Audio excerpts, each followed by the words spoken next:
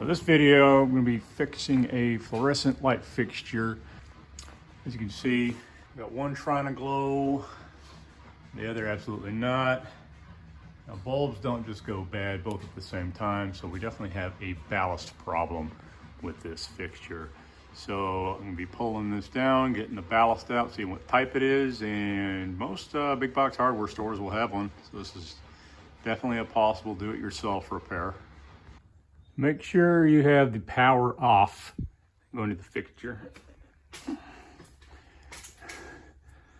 And take your bulbs out.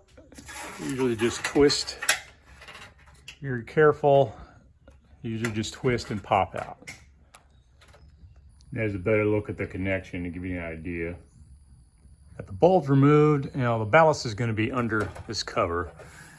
And to get that off, you know, yours might have screws holding it in. This one just has these metal tabs. I'm just going to take a screwdriver and just pry these out.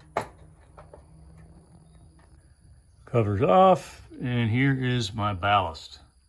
I'm going to note the type, find a proper replacement part, and then change her on out.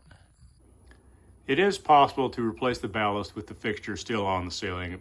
It is easier to just pull the whole thing down. There's usually not much holding them in. This fixture in particular, I just got the 1, 2, 3 screws holding it up, holding the whole thing up. So I'm just going to go ahead and pull this whole thing down. Again, when you disconnect your hot and neutral wires, make sure your power is off. So the ballast that is currently in the fixture is discontinued, so I found an updated version.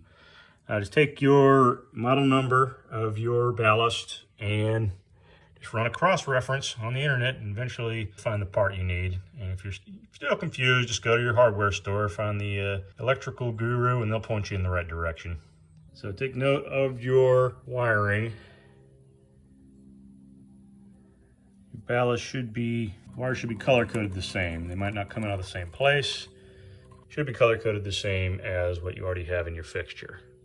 And in the case that they don't, just read instructions. Hopefully that came with your ballast.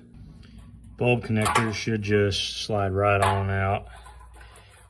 You might need to wiggle a little bit. If you do need to pull the wires out of one of these connectors, you are going to need a tool such as this needle type tool to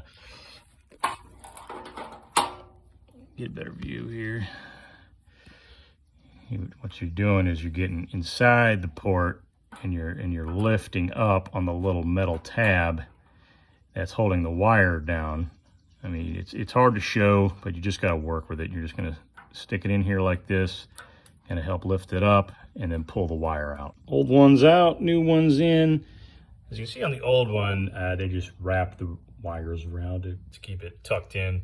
You are allowed to, cut and strip the wires. It's your choice. So if you want to just wrap it up, that's perfectly fine. Me, I'm a little more OCD than that, so I'm gonna cut them and keep it a little neat. The new wires just push right in. Just make sure you have no exposed copper hanging out that would touch the metal. And other than that, got everything wired back up on the fixture. So now we're gonna put this back up on the ceiling, wire the hot and neutral back in. Of course, put the cover over this first before we put the bulbs on, and then we'll light it up. Remounted back on the ceiling. Everything's wired up. And also attached the ground wire that wasn't there before. So make sure you check, you have this bare copper wire attached to the fixture itself. I mean, it'll give you a pretty good clue right here. You can't trust previous homeowners to be doing the right thing. Get it done. Do it right. When you put your cover back on, and bend your tabs back in place to hold it in, and also make sure your wires are coming out of the side pockets. They're not getting pinched off anywhere. All right, time to put bulbs in. So if you did everything right, give it a test. Comes on nice and quick.